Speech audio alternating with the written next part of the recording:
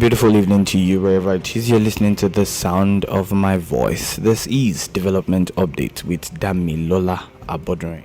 Today on the show with me, I have an amazing guest, and I will let you in on who exactly my guest is in a few seconds. But before I roll out the profile of my guest, I would love to tell you that the show is Development Update, and for the next 50 minutes, we'll be looking extensively at the International Day of Families. The International Day of Families is celebrated May the 15th, and I started this particular series last week, and today I will end this series on the International Day of Families.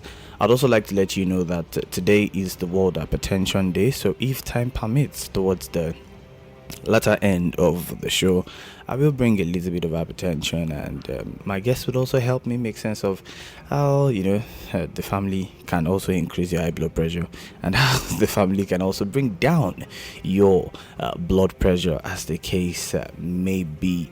My name is Damilola Abodunrin, and this is Oluyole 98.5 FM. You could join me on Facebook. Facebook.com/Oluyole 98.5 FM is the page to join to be a part of the conversation this evening. You could drop me your comments, your feedback in advance before I open the phone line for you to be a part of the conversation. And if you have any call, or if you have any contribution or question you want to ask from my guest, which I know definitely you would have, you can use the phone line. I'd call the phone line now, but the phone line won't be open until towards the end of the show. The phone line is 080-5500-9850. I'll take that again, 080-5500-9850. On Development Updates, what we do basically is we get to bring opinion molders, civil society members, NGOs, and we get to talk about whatever topic I have for you, and we make sense of it and how it applies to you. I must mention that I don't do this alone. I have my producer just on the other end, no other person than Adetuberu Giwa Orioke.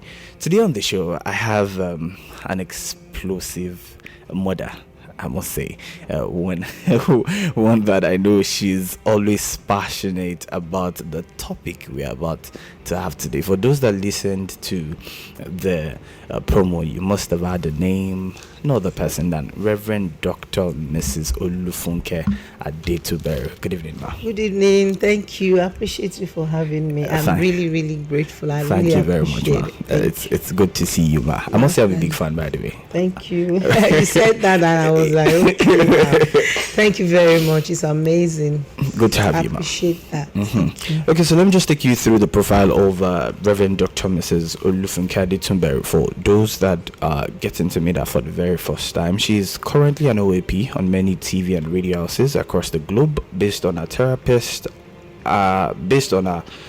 She is a therapist, an author, a dynamic, multifaceted, and virtuous mandate to restore dignity to broken lives. She majorly focuses on male, female, children, teenagers, and young adults, or any category she's ready to go. Olufunke Adetuberu has affected and saved countless homes and marriages, and continues to impact a generation with powerful, life-changing teachings with emphasis on relationship, marriage, the home, addiction, womanhood as a whole, and any form of emotional struggle like trauma, rejection, molestation, the effect of rape, abandonment, and abusive relationships. So you see that she is a round peg, the round O for the conversation for today. Olufunke Adetuberu is the founder of Women College of Ministry and the School of Finishing Touches located in Nigeria, and she is the founder and pioneer of Mending Lives, a ministry targeted towards assisting the less privileged and, most importantly, emotionally damaged individuals in Nigeria and beyond. And that's the first of its kind, I must mention. Besides the fact that Olufunke Adetuberu is a vibrant activist, she is also a solid teacher and a highly sought after speaker, motivator, and facilitator. Funke Adetuberu carries a prophetic grace and unction to bring changes to the lives of our listeners. She has a profound and unique personality you would want to emulate. Happily married and blessed with 3 precious children, Funke Adetuberu presently resides in Nigeria, from where she ministers from where ministry reaches out to the world. So you trust me that you're about to receive the Actually, unction. I think I should add grandma to my resume now, because now beautiful. I'm a grandmother. Oh, beautiful. Two lovely grandchildren. Beautiful. Okay, so today we're going to be talking about awesome families, and good societies. And that's just picking it up from where I stopped last week. So I would love to ask you, ma'am, being a grandma, a mother, a wife, those days, growing up for me, I used to have that feeling. My grandma was around, my mother was there, so whenever my mother is not there, my grandma is there to teach me. That's why you have good manners, obviously. So when a child is raised by elders and adults, it's definitely different from just being raised on the street. So that would just lead me to my very first question, ma. How do you know, or how do you identify a healthy family? Well, I normally say that, once again, thank you so much for having me. Yeah. And I always say that everybody stems from a home. Nobody dropped from heaven or from the skies or from the blues to this world. We all we stem from a home. And the home that we are privileged to stem from determines everything. As a matter of fact, armed robbery, bad upbringing, bad driving, bad parenting, assassins, bad parenting. Everything you see, I just peeped into to Russia now, bad parenting. Burning people alive because somebody said something. It's just the home front. I wish everybody should address the home front as we addressed COVID-19. The pandemic in our home front is worse than COVID-19. Look at the level of drug addiction that we have today. It's alarming. It's mind-blowing, because I deal with a lot of things like this, and it's like, we're already on an explosive bomb in our nation. It's already exploded. Because why do you get into drugs? You medicate your pain with whatever you want to do. Sex addiction. Now, if it's sex, it's hidden. But marijuana, cocaine, crack is like 1 for 1 penny. And it's just that the values at home is not established for the children to know. I always say that if a man is a baby, your wife is a baby, you gave birth to a baby, your wife is crying, you are crying, your baby is crying, who is going to say sorry to who?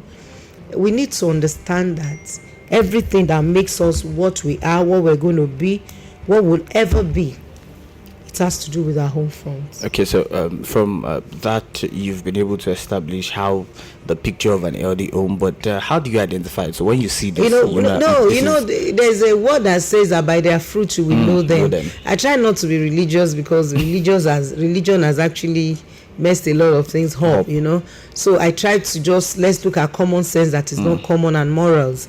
You will agree with me that, when you look at a child, you don't need to ask, even a child, when a child behaves well, the next question is, what's your name? Who's your dad? Who's your mom? Who's your mom? You know what I mean? So definitely it speaks. You don't need a prophet to let you know that this child is well brought up, well mannered, well behaved. And if it's on the other side, you see them on the street, you wonder if you are a parent and your child keeps showing up some funny attitude, and you felt because maybe he's the only child or something. I don't know if you can, maybe if you train a child, you now become 10 if you have one. We indulge them in a lot of things because we're also indulged. I was telling someone, I said, if you're a man, you are picking your daughter or your son from school, you pick a girl to sit in front there at the back, and you are touching the laps of the girl, and it's not their mom. So you can't talk because there's no value somewhere. You told your friend, tell my friend, I'm not around. And you are there in the living room and they are seeing you, and you told them, pick the call and tell them, I'm not available. What are you saying? You can't. You see, children, every child comes in blank. It's only what we play back to them, they play back to their world. So if you look at your kid and he's doing something, I believe parents should take responsibility for the first time in their life to know that whatever the proceed they get from their kids is actually what they gave to them. A beautiful one. From your submission have been able to identify that from the child you can identify you are from a dysfunctional home or a functional home. Beautiful. Okay, ma'am, looking at the index today, the poverty index in Nigeria, it's still from home. It's very high. A home that there's selfishness. You're in the government and you just put everything to yourself. Nobody is not letting out. It's still the consequences of what we're seeing now. Do you understand what I'm talking about? Okay, ma, you agree with me that it's a little hard. It's becoming increasingly hard to build healthy families, to even keep families together. I want to divert a little bit to single parenting before I bring you back to that family story. How bad do you think single parenting has affected the kind of families that we have today? If I open my mouth, I'll speak for 2 hours non-stop. Because it's like you just opened a wound on the inside of me. Why? Because when you look at parenting itself, it's not for cowards. Parenting needs a lot of courage, guts, determination, example, integrity, dignity. Has so much to do. Now, if someone now brought a child to this world and probably the paternity was denied or refused, or the mother said, I'm stepping out of this marriage, or maybe death or something happens and you have to raise your child alone, that is already a colossal failure, basically, because a bird cannot fly with one hand. So definitely having to raise a child alone it has infected the society. A child that is, when we are raising our kids, they are used to their mom. I'll beat you. Your mother will not do anything. If you say daddy will beat you, or your daddy say stop, everyone finds his size. Exactly. But if you have to raise your kid alone now, and there's no authority figure, there's no father that would say no, this is not it and we're not going to take that, what do we do? Okay, so talking about the authority figure that you just spoke about, but early in the days, for me, I grew up in a house where once my dad is coming during the weekend, I have to start running a survey, an average of, okay, would I be caned this weekend? Because I need to start looking at, did I commit any offense on Monday, Tuesday, Wednesday? And I have to start looking through your CV. So I have to check through my CV. And you just mentioned that authority that the father figure has. But we live in a society where the women are trying to find a balance for themselves. They also want a fair share of that authority. They want to be able to say we have equal rights in the family. Before I go into the women even wanting equal rights, let me take you back a little bit. Fear, FEAR, in the family. Over time, some of us, we are scared of our parents before we even got to respect them. I feel that way though. Do you think that authority is still something we should still embrace in the 21st century? Like you made a statement that dropped something on the inside of me when you said when your dad is coming you have to check your book and do book balancing. And sometimes it's not also too healthy, because when you are raising your kids, we have 4 types of wrong fathers. We have a shadow dad. A shadow dad is there, is not there. He's in the news when you are doing your own. You are living your life while he's not even sure where you are, whether you are alive besides him. Is a shadow. He's there, but he's not there. We have a missing in action dad. A dad that is never represented properly in any home. He's missing in action. You are going to school, he doesn't know anything. He drops school fees if he wants to. Sometimes he doesn't even drop anything. And your mother figures everything out. He's not even there emotionally. He might be there financially, but your emotional needs are more important than your financial needs to some kids because of their personality, which probably I'll go into that. Then we have the boundary buster dad. A boundary buster dad is a dad that smacks you, slap you, does whatever he wants to do, and he doesn't even care. Some of us, after we've got into the university, some when they are even married, you'll be shocked that their father still slaps them and say, I can beat you anytime. That's abuse. Then we have a critical dad. A critical dad that comes home and criticizes everything and compare you with your junior ones and say, look at you, you are a failure. Your sister, your brother, your niece, your cousin are better than you. Now, all these fathers, they are using their own pain to raise their kids. So that's why when a child does something little that needed a dialogue and a conversation, is a dirty slap that next, and you are wondering, or not even listening to you or asking you any question, it's just a beating, and you are wondering, what's the meaning of this? You know, so all of these daddies I've mentioned or fathers I've mentioned, they are abusive fathers. They are not good fathers. They are fathers that inflict pain in the soul of their children. So when you are talking about authority figure in the house, you talk about a father that is a friend, a comforter, and a confronter. Now, if you are my friend, it's not a problem if I tell you I'm not comfortable with what you've done. Actually, you want to please me because we are friends. You hardly see friends, people that are in love, that, for there are 7 stages in marriage relationship. Actually, the honeymoon stage, you don't want to offend each other. No is no, yes is yes. So if you're actually in love, if there's a love, the real love in the home, your children don't have to run and dive into their nook and crannies when you are pressing your horn because the principality and the power of his house has come. They don't have to show dread. But you would agree with me, Ma, trying to break you a little bit, that training system kind of made some of us very morally upright. Yes, morally upright. And now today, training is gone. No, it's still there. It's still there. When you have a child that they call you from school that is an alcoholic or he gets into drugs, you are still fighting the child. Now let me tell you what happened when we were growing up, when we have this fear instilled in us. We are good academically, we might be good, let me put might, we might be good academically, we can be good morally, but emotionally we may be bottling up anger, rage, vengeance, low self-esteem. A child that the father did not validate and make feel good as a boy or as a girl end up marrying wrongly, having wrong associations. So there's need for balance. That's where I'm going. There's need for balance. If you have to, because we are not crying over spilled milk now, we are cleaning the mess. If you have to raise your kids like you said, let them know that there's something we call carrot and stick. Let them know they can come back home, mess up, and still find a father that will say, okay, you did that, I'm not comfortable with that, but we can pull it through together. A comforter and a confronter. But you notice when a child misbehaves when we're growing up, you have become the black sheep of the family. Well, thank you very much, Dr. Olufunke Adetuberu, for that one. You've spoken about how important the father figure is in the house, but to also create a balance, the mother side too, because it's not just the father. I know that the mother is supposed to be like the general secretary of the house. She assembles the whole house together, and the father is supposed to be like the president, the face of the house.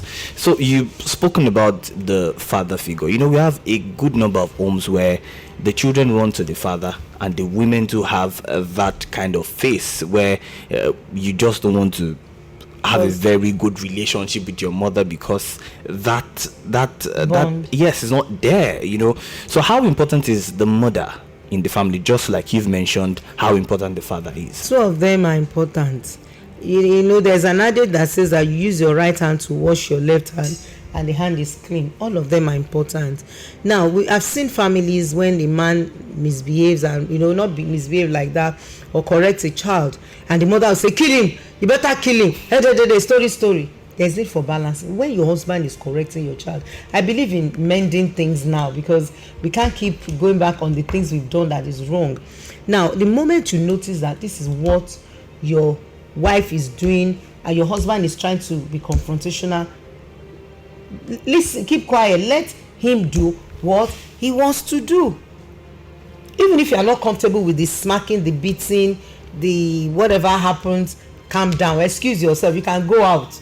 If your eyes cannot take the beating, whatever, go out and let your husband vent. Now if it's in an excess or it's too much, because sometimes men overdo it, because men don't really smack all the time. So by the time they are doing it, they've taken it overboard. then come back and communicate with your spouse.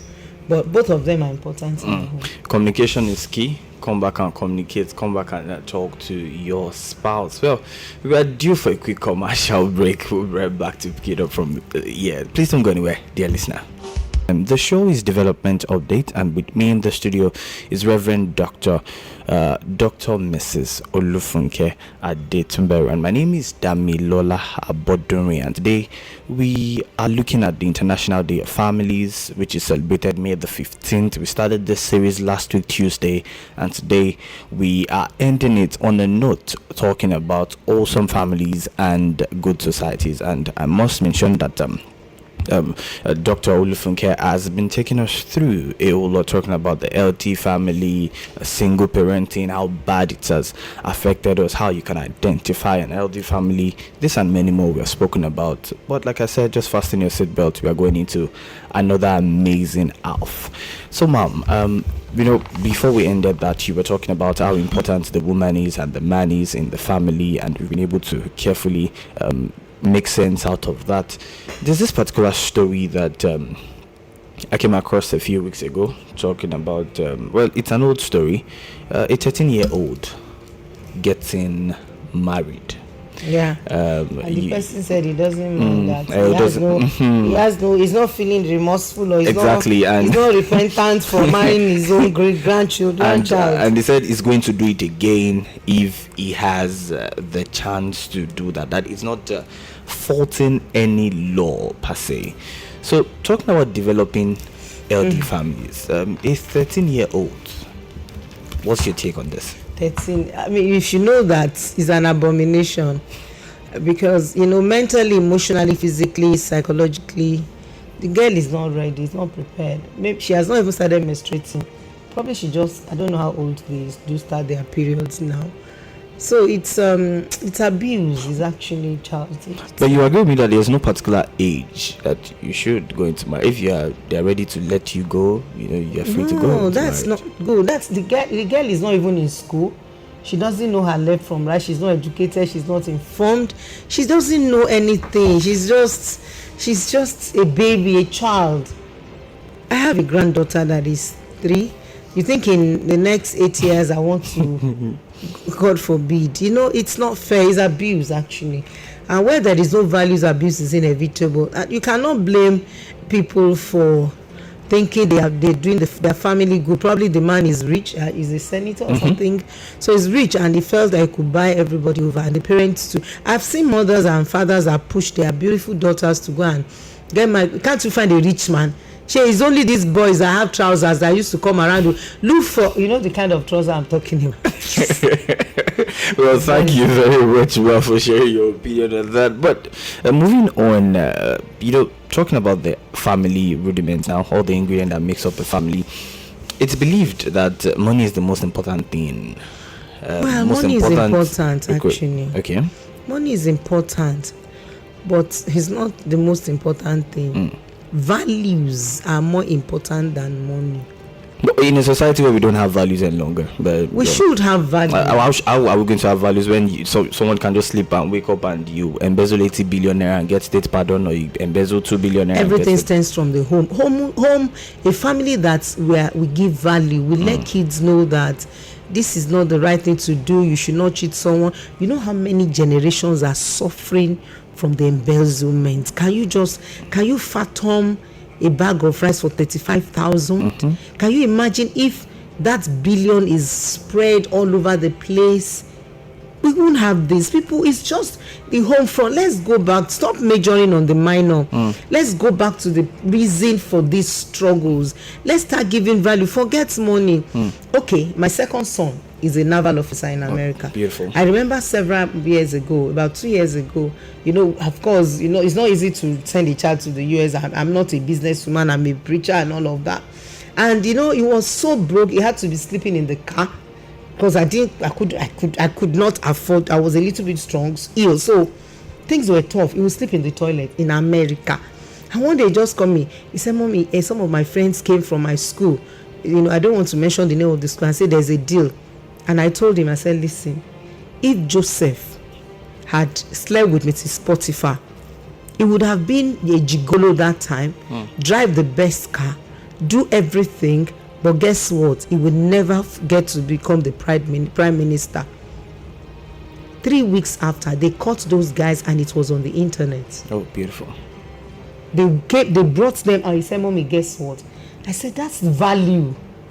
At the expense of, thank God it's America, you are covered, you can sleep in the toilet, anywhere in the car. It's not like Nigeria say, look at your neighbor, this doesn't have a roof over. I said, I just told him and he listens to me. Today they screened him, they did all the background check they can do of his school in Nigeria and everything.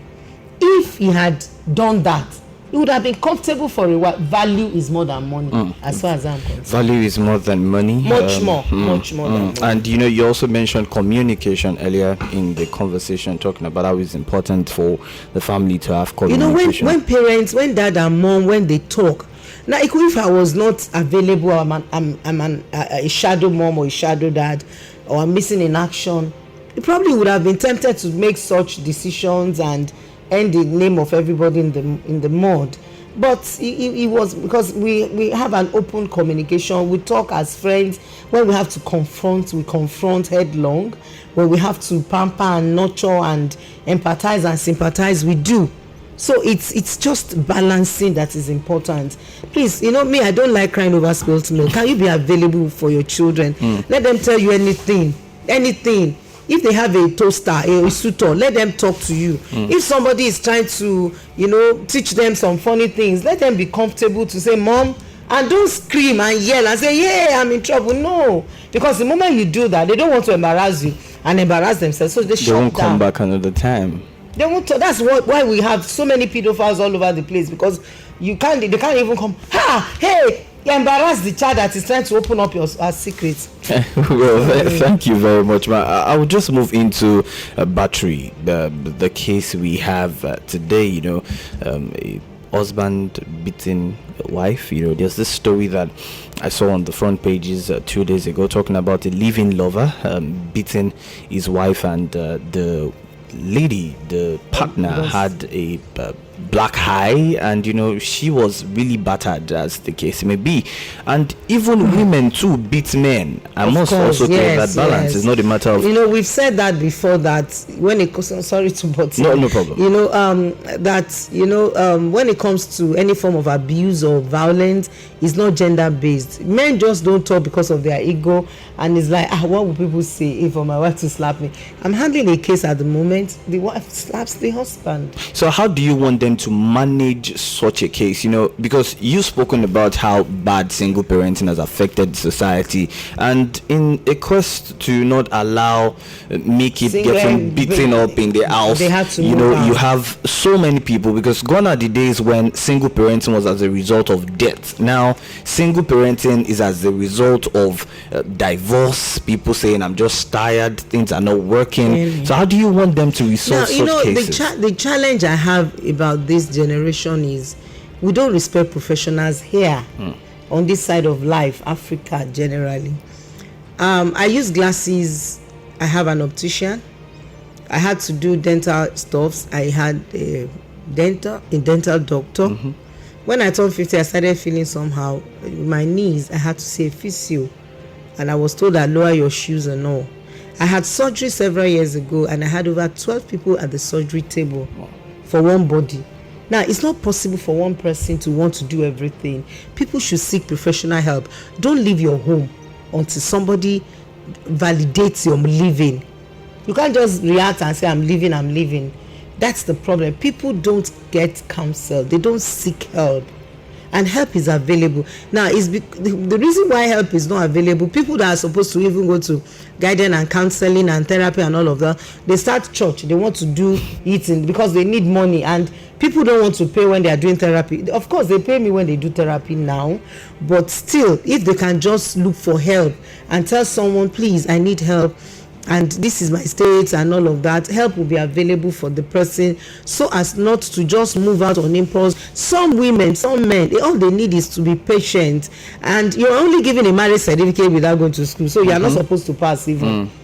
And 14 invincible people are going into marriage. 14 people you don't see. Everything you saw your dad did to your mom is going into that marriage. A lot of people does not even trace, okay, where is this violence coming from? This rage, this mouth, verbal abuse. Why am I beating my wife? If you are raised in a home where your dad beats your mom, you are going to beat your wife. Take it to the house. Supposed to be? It's not supposed to be, but it happens because a child comes into the world blank, and everybody believes that. The way look at the Osinachi's case.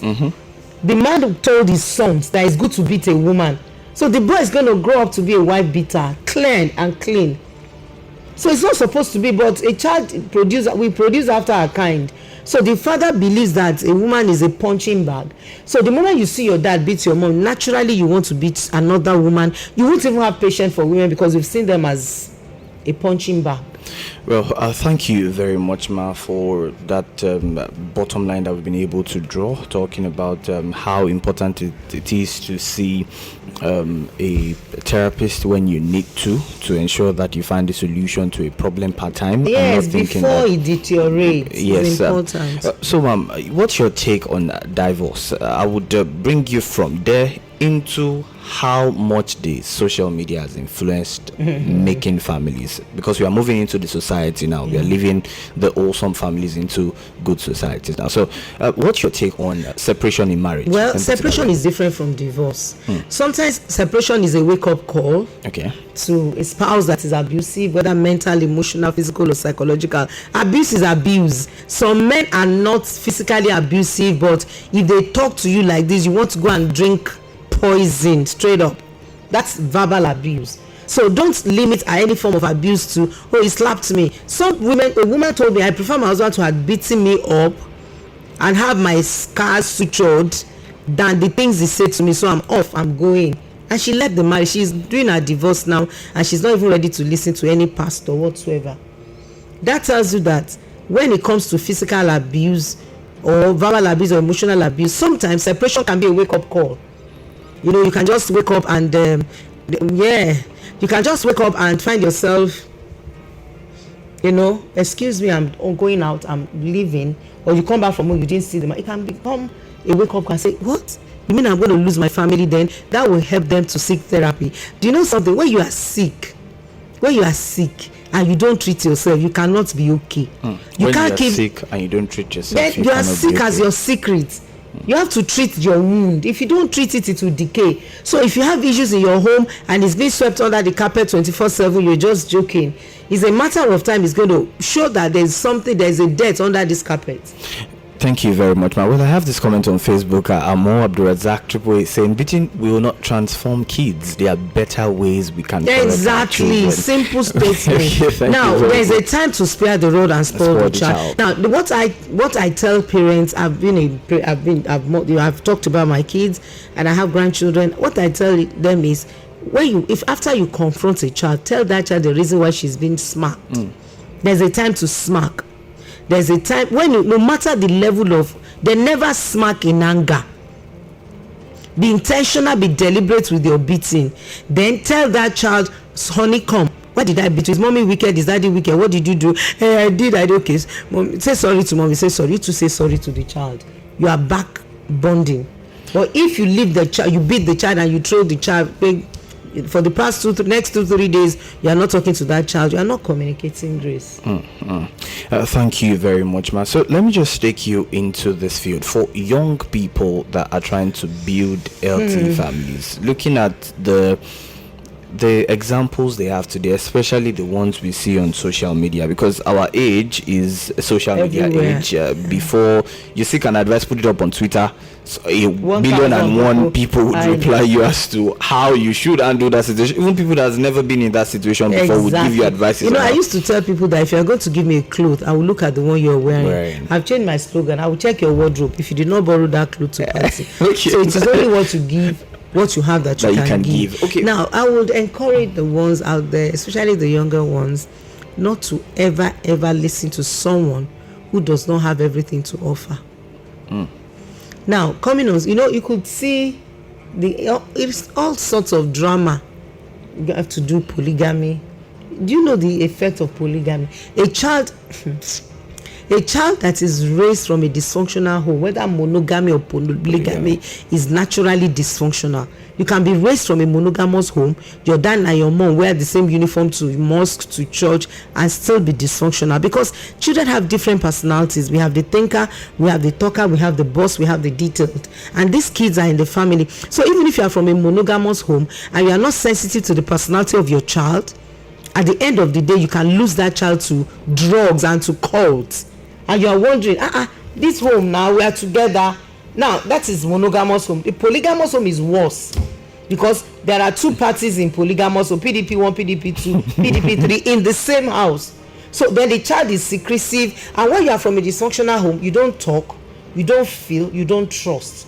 So children from dysfunctional home, they have trust issues. I hope I'm not taking you. No problem. No, it's perfectly okay. So let me just take you into, so you've been able to establish the fact that talking about LD families, you have to, what someone can give, what someone doesn't have, you can't give. So before you take advices from people, ask them what's your own prototype. Then look at their lives too. Yeah. Okay, look at their lives too. Okay, so let's move into how important the family is to the society. How important, from your own words, is the family to society? I say this, and it's so simple. A professor will not sleep in the classroom. A banker will not sleep at the banking hall. An imam will not sleep in the mosque. A pastor will not sleep on the altar. Everybody stems from home. And we are all going back home. So there's no price that is too high to pay and to pay to keep a home. Keep your home. So it's very important that you keep your home together, because that's all you have. Charity begins at home. There's a proverb that says the house that is the place for rest after you have gone to work and labor. If I'm permitted to say that. Yes, please, ma. Okay, so how do you then manage a broken home? If you have a broken home now, you have a broken family, you have a dysfunctional family. If you are from a broken home, dysfunctional family, things are not working out the way it's planned, you can actually catch a niche for yourself and choose to make a difference. You can't cry over spilled milk. You clean the mess. Beautiful. If I'm coming to the studio now, and the outside there is full of sand, and I carry 10 crates of egg, and everything got broken, and I can't even fry it, but I need to clean that place so that somebody will not break his legs or her legs coming in through the same entrance. That is how we deal with broken lives. Your background should not put your back on the ground. You must make a decision to tell yourself, my parent didn't do it well, my father didn't do it well, my mother, vice versa. I am going to be different. And I've seen people that have made up their minds. I came from a very dysfunctional home, but today my story has changed because it's a decision I had to make. It's about the decision that you've decided to make as a person that will make the difference for you. That's the parting shot of Reverend Dr. Mrs. Olufunke Adetuberu. I must say I enjoyed the session from start to finish. Thank you so much for coming around, ma. We are very grateful. It's a privilege. Thank you for having me. Thank you very much, ma. And we'll do that next time we reach out to you. You would always heed to our call. You will try and come. Okay, so as a wrap up the show today, I would love to quickly mention hypertension, as this is very important.